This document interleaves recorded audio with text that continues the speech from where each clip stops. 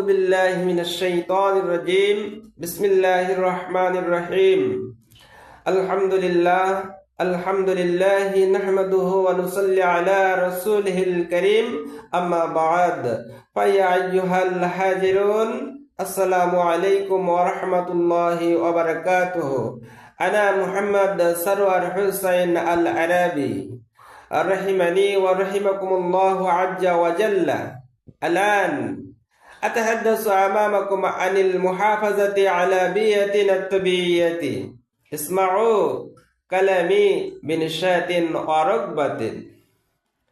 واعلموا على الإنسان أن يحافظ على البيئة التي يعيش فيها ولا يفسدها، لأنها من أعظم نعم الله على عباده.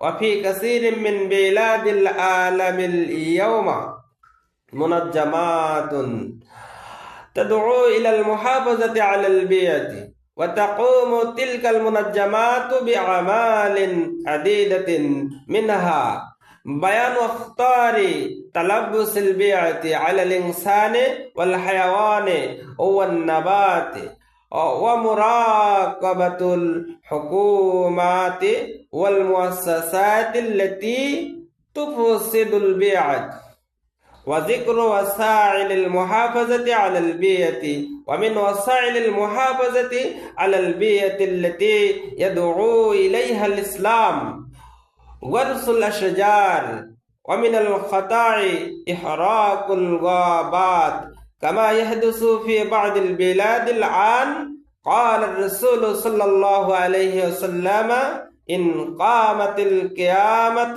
وفي يد أحدكم فسيلة فإن استطاع أن لا تقوم حتى يغرسها فليغرسها. وفي الختام أقول: علينا أن نحافظ على بيئتنا الطبيعية.